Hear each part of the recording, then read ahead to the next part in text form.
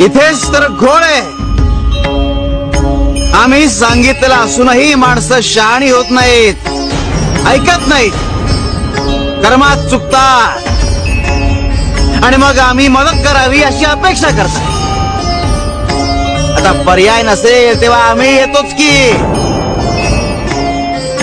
अर्जुन हतबल झाला तेव्हा जयद्रथासमोर आम्ही सूर्यही जागला होता. कधी कधी आपण आपल्याही न कळत आपलीच नियती बोलून जातो